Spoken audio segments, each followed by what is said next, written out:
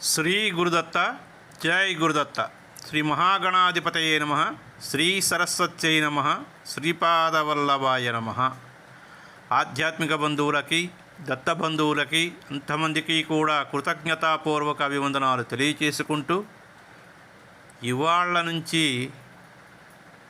రమణ మహర్షి, రమణ భగవానులు వారి యొక్క లీలా వైభవాల్ని, నాకు తెలిసినటువంటి విషయాలని, కొన్ని గ్రంథాలని సేకరించి వాటిని అర్థం చేసుకుని నాకు ఉన్నటువంటి స్వల్ప పరిజ్ఞానంతో మనకంతమందికి కూడా, మీకు అంతమందికి కూడా అందించాలని నేను చేస్తున్నటువంటి చిరు ప్రయత్నం.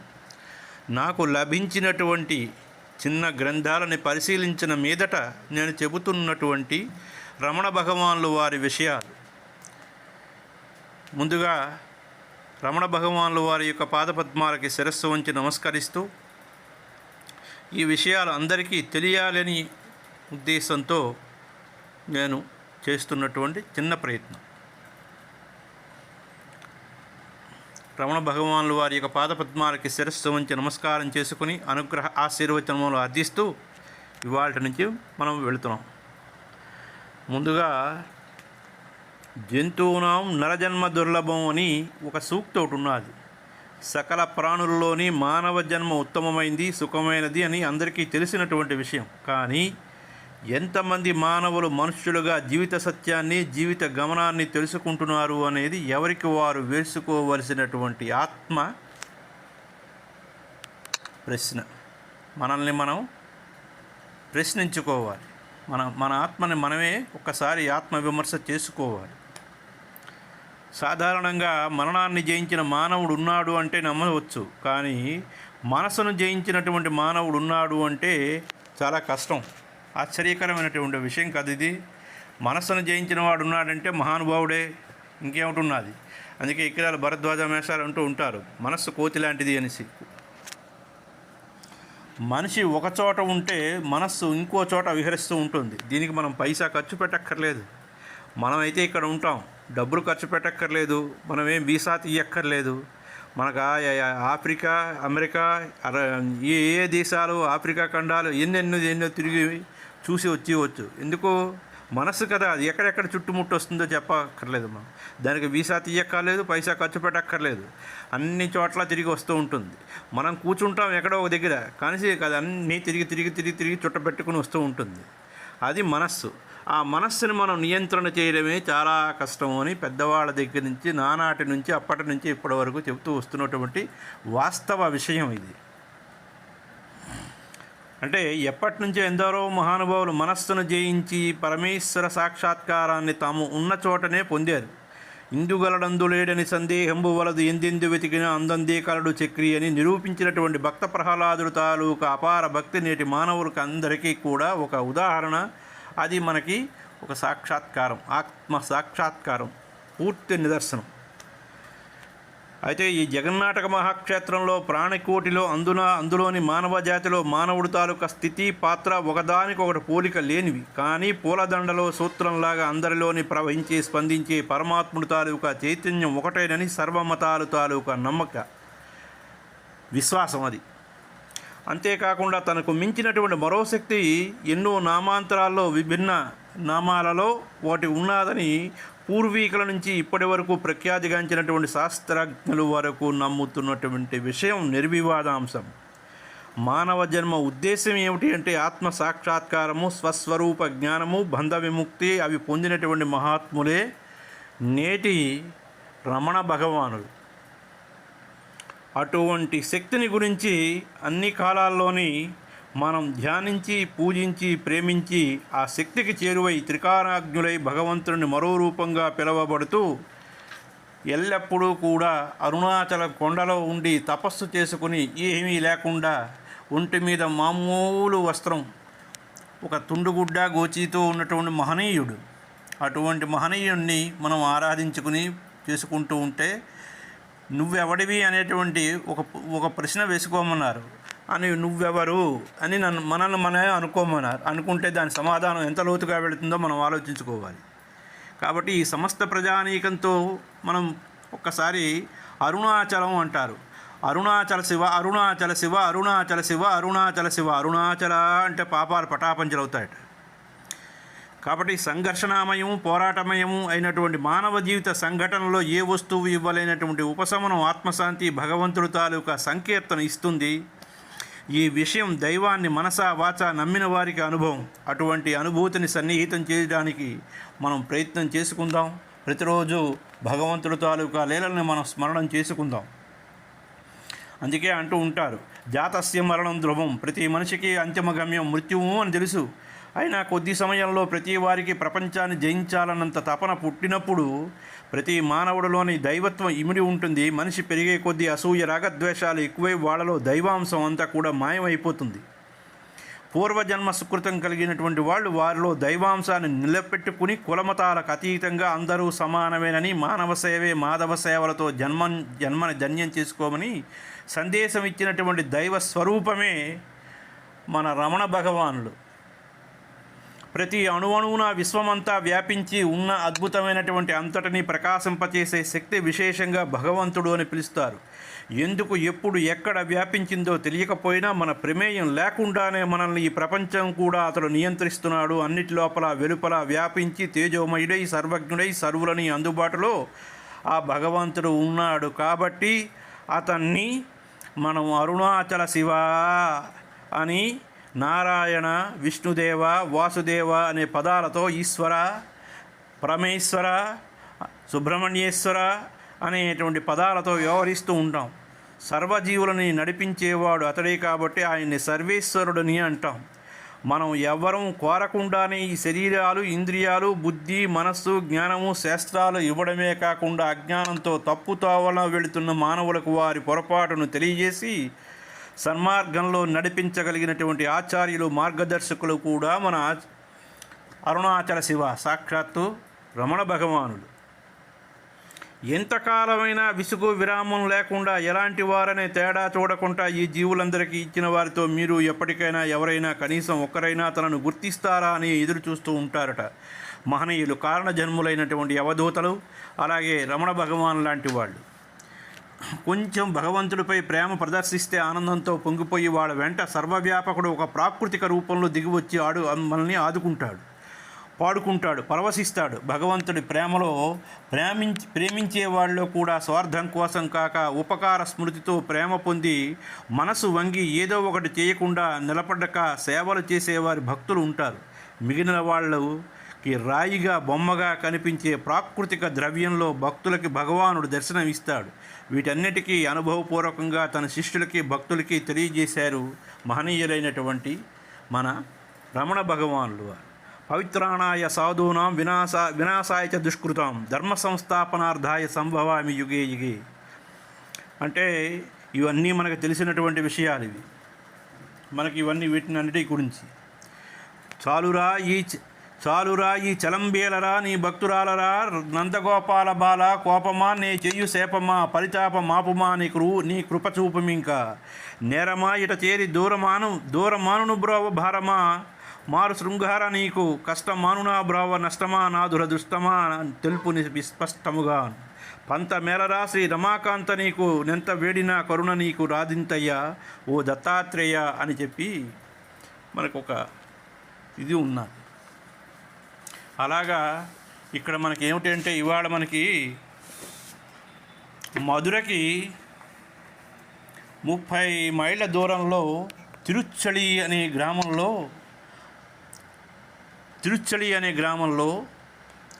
జనవరి 30 1879 జనవరి 30న సామాన్య బ్రాహ్మణ కుటుంబంలో జన్మించినటువంటి వెంకట్రామన్కి హై స్కూల్లో చదివే రోజుల్లో 16వ ఏట అతని ఆశ, ప్రయత్నం, కోరిక, సాధన, ధ్యానం, తపం, జపం, యోగం, శిక్షణ, నియమనిష్టలు ఏమీ లేకుండానే అకస్మాత్తుగా మృత్యు భయం అనుభవం కలిగింది. అది అన్ని అనుభవాల్లోకి శక్తివంతమైనటువంటి ఏకత్వ అనుభవం. ఆ అనుభవంతో వెంకట్రామన్ అంటే మన రమణ భగవానులు వారి తాలూకా పూర్వపు నామధేయం ఏమిటి అంటే వెంకట్రామన్. అవన్నీ కూడా ముందుకు తెలుసుకుందాం.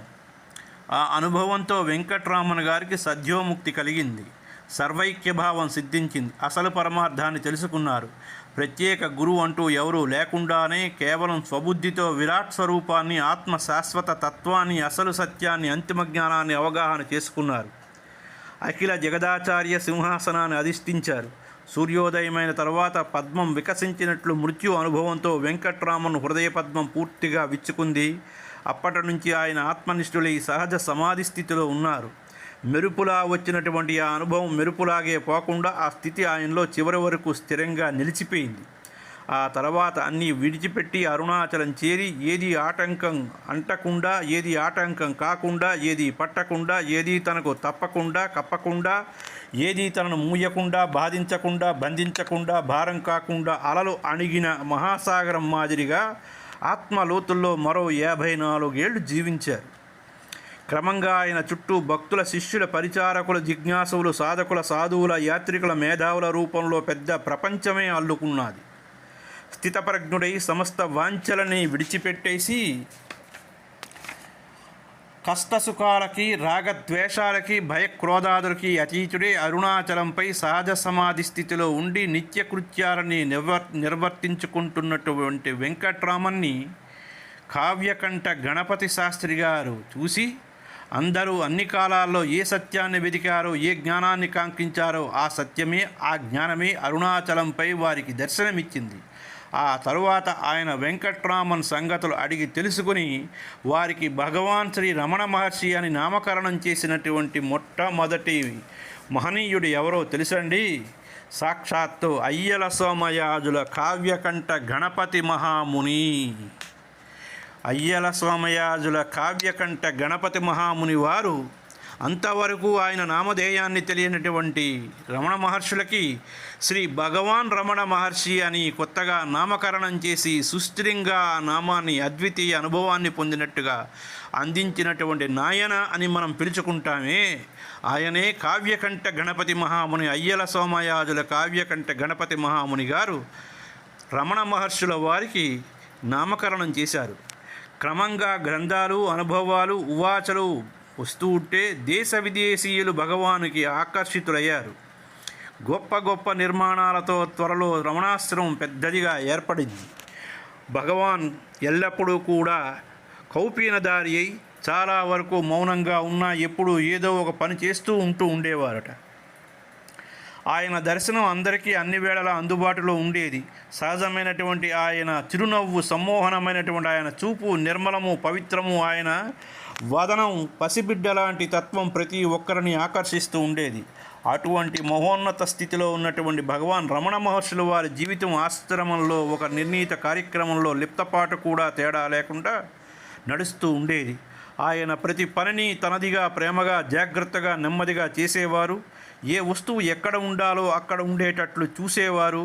రేడియో ప్రకారం గడియారాన్ని సరిచేయించేవారు. రోజు క్యాలెండర్ మార్పించేవారు. హాలు, సోఫాలు శుభ్రంగా ఉన్నాయో లేదో గమనిస్తూ ఉండేవారు.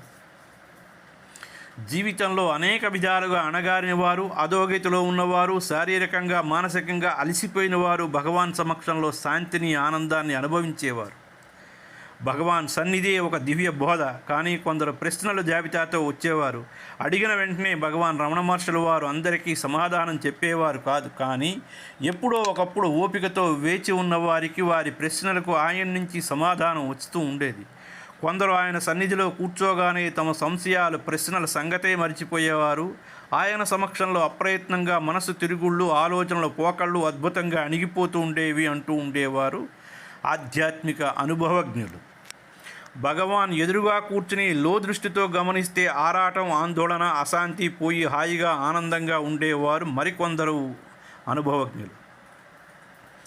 ఆయన సన్నిధిలో ఒక అసాధారణమైనటువంటి, చిత్రమైన, అద్భుతమైన, అన్నిటికీ భిన్నమైన వాతావరణం ఉండేది అని కొందరు చెప్పేవారు.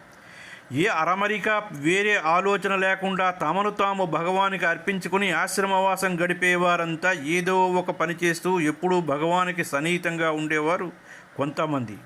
ఆ సన్నిహితమే వారి జీవితాలకు ఒక వరంగా, అదృష్టంగా, ఆనందంగా భావించేవారు కొంతమంది. ఆర్తులకి, అన్వేషకులకి, భక్తులకి, సాధువులకి, పరిచారకులకి, యాత్రికులకి అందరికీ శ్రీ రమణాశ్రమంలో భగవాన్ ఒక దీపస్తంభంలాగా నిలిచి వెలిగేవారు. సన్నిధిలో ఉన్నవారినే కాకుండా తన మార్గాల్లో నడిచేవారందరికీ కూడా ఆయన మార్గదర్శి అయి అతను ఒక దీపంలాగా అతను ఎప్పటికప్పుడు సూచనలు అన్నీ చేస్తూ పంపిస్తూ ఉండేవారు. శారీరక మానసిక అలసట చెందినవారు ఈ మహావృక్షం కింద సేద తీర్చుకునేవారు.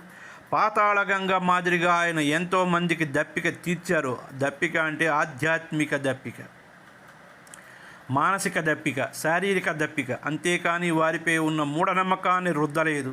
ఏ అతీత శక్తుల్ని ప్రదర్శించలేదు. తనను సమీపించి ప్రశ్నించే వారిని ముందు నిన్ను నువ్వు తెలుసుకో, తర్వాత అన్నీ తెలుస్తాయనేవారు భగవాన్ రమణ మహర్షులు. పండితులు, పీఠాధిపతులు, మఠాధిపతులు సామాన్యమైనటువంటి ఆ సలహా సూచన విని తమకు ఆమాత్రం తెలియదా అని కొందరు అహంకారంతో ఉండేవారు.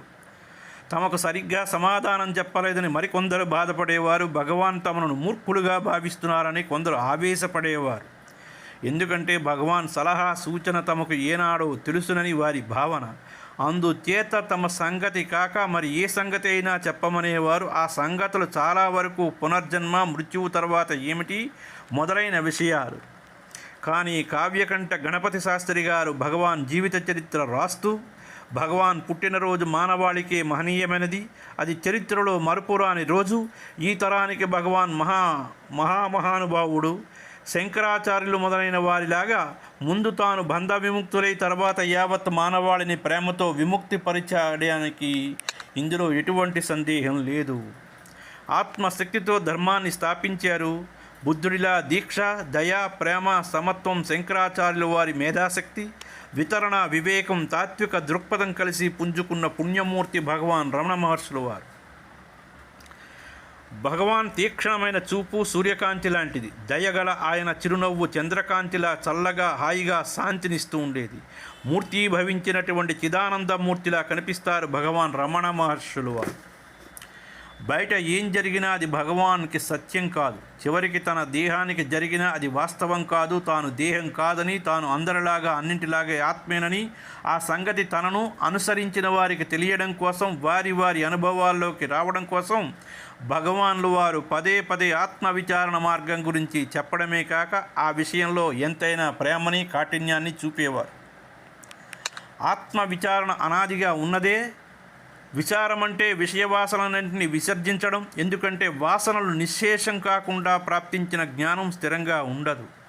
అపరిచ్ఛిన్నమైనటువంటి చిద్రూపమైనటువంటి ఆత్మ యథార్థ రూపం తెలియక దేహమే ఆత్మ అనే భావం కలుగుతూ ఉంటుంది. ఎంతో అనుభవంతో ఆత్మను తెలుసుకున్న వారికి, వివేకవంతులకు కూడా దేహాత్మ బుద్ధి తొలగడం చాలా కష్టం. ఎందుకంటే ఆ భావం మొదటి నుంచి మనలో అంత లోతుగా పాతుకుపోయి ఉంటుంది. నిర్మలమైనటువంటి చిదాత్మ ఎక్కడ? రక్తమాంసాదులతో, మలమూత్రాలతో కూడిన దేహం ఎక్కడ? దేహాత్మ బుద్ధి వలన అసలు మనమేమిటో మరిచిపోతాము. అదే అజ్ఞానం. మరచిపోవడమే కాదు, అనాత్మను ఆత్మగా భావిస్తాము. అది జీవితంలో విషాదకరమైనటువంటి సంగతి. ఆ విధంగా అల్పం, స్వల్పం, సూక్ష్మమైన మనస్సుని బ్రహ్మాండం, అనంతం, అపారమైన ఆత్మని కప్పేస్తుంది. అది ఇంకా విచిత్రం, చిత్ర విచిత్రం. ఆత్మ విమర్శే గొప్ప పుణ్యం, పావన కార్యం. ఆత్మను విమర్శించిన, ధ్యానించిన గతి ఒక్కటే అని చెబుతూ ఉండేవారు. ఆత్మ విచారణ కష్టతరం అనుకున్న వారికి శరణాగతి రెండో మార్గం. శరణాగతి అంటే మూలంలో లీనం కావడం. అహం ఆత్మ శరణుజత్తడంతో అహం ఆత్మ అవుతుంది. తన ఉనికికి మొదటి కారణమేమిటో ఏదో దానిని తను అర్పించుకోవడమే శరణాగతి. అహం ఆత్మలో లీనమైన తరువాత శరణాగతి చెందడానికి వ్యక్తిత్వం ఎక్కడ ఉంటుంది? అసలు అర్పించేదేమిటి? అర్పించేదెవరు? ఎవరికి? దేనిని? అనే ప్రశ్నలు మనలో వస్తూ ఉంటాయి. కానీ అర్పించుకున్న వానికి అడగడానికి అధికారం ఉండదు. నిజమే. మనం భగవంతుడికి నివేదన చేసి అర్పించేసిన తర్వాత మళ్ళీ తిరగడానికి మనకెక్కడ అధికారం ఉంటుంది? మనకెక్కడ హక్కు ఉంటుంది? మనం దానం చేసేసిన తిరిగి తీసుకోవడం అది మంచి పద్ధత? మనం ఏదో కొంత దానం చేసాం, గుప్తదానం చేసేసాం, లేకపోతే మామూలుగా దానం చేసేసిన దానికి మళ్ళీ తిరిగి దాని మీద మనకి హక్కు ఉంటుందా? దాని మీద అధికారం ఉంటుందా? తిరిగి పొందడానికి ఎటువంటి అధికారం లేదు. అందుకే దానం అంటారు. అహం ఆత్మలో లీనమైన తర్వాత శరణాగతి చెందడానికి వ్యక్తిత్వం ఎక్కడ ఉంటుంది? అసలు అర్పించేదేమిటి? అర్పించేదెవరు? ఇది సంపూర్ణ శరణాగతి చెందిన వారికి సంరక్షించడం ఈశ్వరుని విధిగా మనం చెప్పుకుంటూ ఉంటాం, చెప్తారు కూడాను. వారు ఏ ప్రార్థన చేయక్కర్లేదు, ఎందుకంటే శరణాగతికి మూలం నేను నిస్సహాయుణ్ణి అని. భక్తుడు శరణాగతి పొంది ఈశ్వరుడికి పూర్తిగా అర్పించుకుని భక్తితో అహం తీసేసుకుని నిర్వాణ స్థితిని అందుకుని నేను కాదు ఉన్నది నువ్వే అంటాడు. అటువంటి సంపూర్ణ శరణాగతి చెంది తర్వాత క్రమంగా సంపూర్ణంగా తనను అర్పించుకోవడం సులభం అవుతుంది. తలుపులు లేనిదే అంటే తలపులు అంటే ఆలోచన లేనిది ఏకాగ్రత, ఒకే ఆలోచన అదే స్మరణ అదే జపం. భక్తి అంటే అన్య ఆలోచన లేనిది ఆ ఒక్క తలంపు జీవితంలో దైవం కావడం అంటే తాను సంపూర్ణ శరణాగతి చెందడం అన్నమాట. అదే నిజమైనటువంటి అర్పణ. అసలు శరణాగతి దేనికి ఎవరికని ప్రశ్నిస్తే అంతిమ అధికారానికి అని సమాధానం ఇస్తారు. కానీ దానికి ఒక పేరు ఆలోచించకూడదు, దానికి ఏ పేరైనా పెట్టుకోవచ్చు అంటారు భగవాన్ రమణ మహర్షుల వారు. శరణాగతి చాలు, తక్కింది గురువు చూసుకుంటాడు అనే స్థిర భావంతో కొందరు ఆ భావాన్ని ఆశ్రయించుకుని ఆ ఆశ్రమాల్లో స్థిరపడుతూ ఉంటారు. వారిలో కొందరు తమ వ్యక్తిత్వాలని పూర్తిగా తుడిచేసుకుని అసలు తమ ఉనికినే ఒక ఆధారం అంటూ లేకుండా చేసుకుంటారు. తాను లఘు అల్పం స్వల్పం అనుకున్నంతకాలం ఎవరికైనా గురువు ఉండాలి. దేహాత్మ బుద్ధి వేడనటువంటి వ్యక్తి దృష్టికి గురు శిష్య సంబంధం ద్వైతం భావం. ఈ గురు శిష్య సంబంధం ద్వైత భావం. భగవాను వంటి జ్ఞాని దృష్టి నుంచి అందరూ ఒకటే సమానమే. ఆ ఒక్కటి ఆత్మ. అందుచేత ఆయన గురు శిష్య సంబంధాన్ని ఒప్పుకోలేదు. కానీ అర్థించిన వారికి ఆత్మ విచారణ మార్గం చూపించారు. విచారణ చేయలేని వారు సంపూర్ణ శరణాగతి చెందమన్నారు. గురువుకో ఈశ్వరుడికో ఆత్మకో ఈ రెండు మార్గాలు ఒకే లక్ష్యాన్ని చేరుస్తాయన్నారు భగవాన్ రమణ మహర్షులు వారు. అనుభవ జ్ఞానం లేక, నిలకడ లేక తిరుగాడే జ్ఞానులకి అనుభవ జ్ఞానంతో తన నడవడికతో ఉపదేశించినటువంటి సద్గురువు రమణ మహర్షులు వారు. వెలుగుతున్న దీపం ఇతర దీపాలను వెలిగించడానికి సహాయపడినట్లు జ్ఞానికి సహాయం ఇతరులకు లభిస్తుంది. అందం, ఆనందదాయకం, ఆరోగ్యకరమైనటువంటి మన సమాజంలో సహజ స్థితిని నిరాకరించి మనమే హద్దుల్లో పరిమితుల్లో పెట్టుకుని అపరిమితం, అనంతం, అపారం, అనన్యం, అవ్యక్తం అయిన దానికోసం అన్వేషిస్తాం, అర్థించి ప్రార్థిస్తాం. ఎవరికి అంతం కాని కష్టాలు, కలతల్ని, దుఃఖాన్ని, బాధల్ని, యాతనల్ని, నష్టాల్ని అనుభవిస్తూ శాంతి, ఆనందం లేక మళ్ళా వాటి కోసం గిలగిలలాడి ఆ బాధల నుంచి తప్పించుకోవాలని చూసి అనేక చోట్లకు తిరిగి అనేకం అభ్యసించి ఎందరినో అర్థించి ఎన్నో అనుసరించి అనుష్ఠించి చదివి విని చూసి సాధన చేసి ఏం చేసే విముక్తి కానక ఏ విధంగానైనా వాటి నుంచి బయటపడాలని తంటాలు పడుతూ ఉంటాం. అదే మన తీరు. కాబట్టి ఆ సందర్భంలో మనం కలుసుకున్న ప్రతి ఒక్కరూ మనకి ఏదో ఒకటి సూచిస్తారు, బోధిస్తారు. మనం చేసే సాధన, మనం వాంఛించే ముక్తి, మనం కోరుకునే సత్యం, మనం ఎన్నుకున్న గురువు అన్నీ అంతా దేహానికే అంటకట్టి ఆ మాయలో బతుకుతాం. దేహం స్థూలం కాబట్టి మనము స్థూలమే అనుకుంటాం. దేహం రోగగ్రస్తం అవుతుంది, అలసిపోతుంది, ఏం వచ్చినా అది మనకే వచ్చిందనుకుంటాం. ఆ విధంగా మనల్ని మాయ కప్పేస్తూ ఉంటుంది. మన నిజమైన ప్రార్థనా ఫలితంగా ఆవిర్భవించిన వారే ఆవిర్భించిన మనవే మన గురువు. ఆ గురువు మనకు తప్పడు. జీవన విధానాన్ని మార్చుకోమని, శాశ్వతానందాన్ని పొందమని చెప్పి నడుపుతాడు. కానీ మనం స్వయం కల్పిత రోదనలోనో, మనం తవ్వుకున్న గోతులోనో, మనం కట్టుకున్న సమాధిలో మనం కూరుకుపోతూ ఒక్కొక్కసారి భరించలేక ఆ మహాత్ముడి చేతినే కరుస్తూ ఉంటాం. కానీ నిజమైనటువంటి అన్వేషకుడిని, ఆర్తిని అనుసరించి వచ్చిన గురువు అతన్ని కప్పిన మాయ తెరని తొలగించి అతన్ని అంతర్ముఖుణ్ణి చేసినప్పుడు, అప్పుడు తెరపైకి కదలాడే బొమ్మని కాకుండా అసలు తెరనే చూసినప్పుడు అప్పుడు మనం అనంత చైతన్య స్వరూపులమని అనుభవపూర్వకంగా తెలుసుకుంటాం. అప్పటి నుంచి మనల్ని పట్టుకుని బాధించి, వేధించి, పీడించి బాధలు, కష్టాలు, దుఃఖాలు, యాతనలు, సంసారపు విలువలు అన్నీ మనల్ని బాధించడం మానేస్తాయి. అప్పుడు ఈ ప్రపంచం మనకు విడిగా, భిన్నంగా బయట లేదని, అది మనలోనే ఉన్నదని తెలుసుకుంటాం. ఈ స్థూల రూపంలో కనిపించే ప్రపంచం కూడా శక్తివంతంగా దర్శనమిస్తూ ఉంటుంది. ఆ అనుభవంతో సమస్త సంశయాలు కరిగి తొలగిపోతాయి. మనకి గురువులాగానే శిష్యుడు నిజానికి జ్ఞానస్వరూపమే. అతడు ఆ సత్యాన్ని తెలుసుకోకపోవడం అజ్ఞానం. గురువు ఆ మాయల తెరని తొలగించడానికి బోధిస్తూ ఉంటాడు. ఆయన బోధనలు శుద్ధ సాత్వికం. గురువు దృష్టిలో ఆ బోధన కూడా అజ్ఞానమే. కానీ శిష్యుడి విషయంలో అతని అజ్ఞానాన్ని తప్పకుండా తొలగించడానికి గురువు ఆ విధమైనటువంటి కర్మ చేయక తప్పదు. శాశ్వతత్వం, యొక్క సుగుణ సాకార స్వరూపమే సద్గురువు. సాధకుడు ఆ భావంతోనే సాధన చేయాలి. అందుకే అద్వైత స్థితిని అందుకున్న పరబ్రహ్మ స్వరూపమే సద్గురువు అన్నారు మహాత్ములు. కానీ జ్ఞానంలో ఆసక్తి కలిగినటువంటి సాధకుడు వివిధ గురువుల నుంచి జ్ఞానాన్ని సంపాదించాలని మనకు గురుగీత చెబుతున్నది. పువ్వుల్లో భేదం ఉన్నా తేనె ఒకటే కదా అని. కానీ సాధకుడు మూల గురువు మీదే దృష్టి ఉంచాలి. కానీ అంతిమ జ్ఞానాన్ని తెలియజేసేందుకు బ్రహ్మవేత్త అయిన సద్గురువుకి అర్హత ఉంటుంది. నిన్ను నువ్వు తెలుసుకో అన్నది భగవాన్ తాలూకా బోధ. ఆ బోధనలో మర్మం లేదు, పితలాటకం లేదు, గూఢం లేదు, వక్రం లేదు, అల్పత్వం, సంకుచితత్వం, ఇరుకుతనం ఏమి లేదు. అదంతా స్పష్టం, స్వచ్ఛం. ఆ మార్గం సూటైనది, సులభమైనది. అది తెరుచుకున్న విజ్ఞాన గ్రంథం. ప్రతి ఒక్కరూ తమ శక్తి సామర్థ్యాన్ని బట్టి దాన్ని గ్రహించగలరు. భగవాన్ తన అనుభవాన్ని సూటైన సులభమైన మాటల్లో మార్గంలో చూపించారు కనుక సామాన్యులకు సైతం దాన్ని గ్రహించడం తేలికైంది. అది సర్వమత సారం కాబట్టి అనుసరించిన వారు ఆత్మోన్నతిని అందుకుంటారు. రమణ భగవాన్లు వారు ప్రతి వాక్కు ఒక ఉపనిషత్తే. దాని సారాంశం గ్రహించాలంటే బుద్ధి కుశలత, మనో నిర్మలత కావాలి.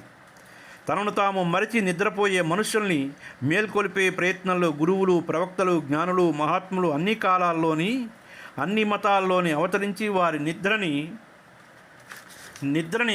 అంటే ఏమిటి? ముద్దు నిద్ర, అజ్ఞానం అనే నిద్రని భగ్నం చేసి వారి అజ్ఞానాన్ని తొలగిస్తూ జ్ఞాన ప్రబోధం చేస్తూ ఉంటారు.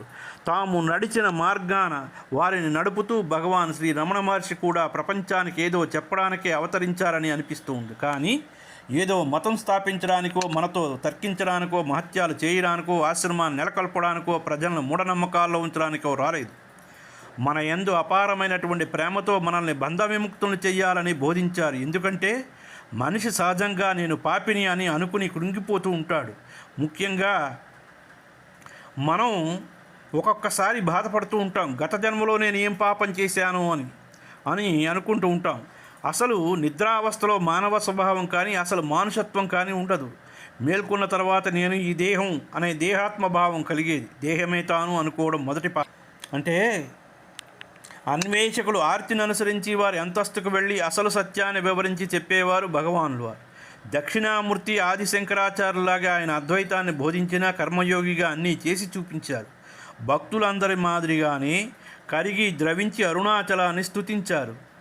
బుద్ధుడిలాగే సర్వప్రాణికోటి పట్ల సమత్వం, ప్రేమ, దయ చూపించారు. భగవాన్ రమణ మహర్షుల వారి ప్రేమ అపారమైనది. ఆయన దయ అన్నింటినీ హృదయానికి హత్తుకుంటుంది. ఆయన సమక్షంలో అల్పం, అధికం అంటూ ఏదీ లేదు. ఆయనకి రహస్యం అంటూ లేదు. ఆయన కదలికల్లో ఎక్కడ ఆసక్తి, అనురాగం, అపేక్ష, ఆప్యాయత, అభిమానం కనిపించదు. కానీ నిర్మలత్వం, పవిత్రత, స్వచ్ఛత, సహజత్వం గోచరిస్తూ ఉండేది. ఆయన ప్రతి మాట వివేకవంతం, ఆయన ప్రతి పని ఆమోదయోగ్యం. అందుచేత ఆయనకి అందరూ ప్రియతములు, పూజ్యనీయులు అయ్యారు. ఆయన జీవితం సమస్త గ్రంథాల, మతాల, సిద్ధాంతాల, తత్వాల, వేదాంతాల సారం కంటే మహోన్నతం.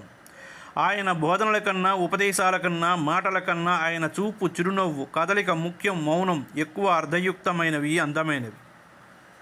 ఆయన చుట్టూ అల్లుకున్నదంతా ఆయన జీవిత చరిత్ర కాదు, కానీ ఆయన గురించి ఇతరులు మాట్లాడిన, భావించిన, యోచించిన వర్ణన మాత్రమే అది.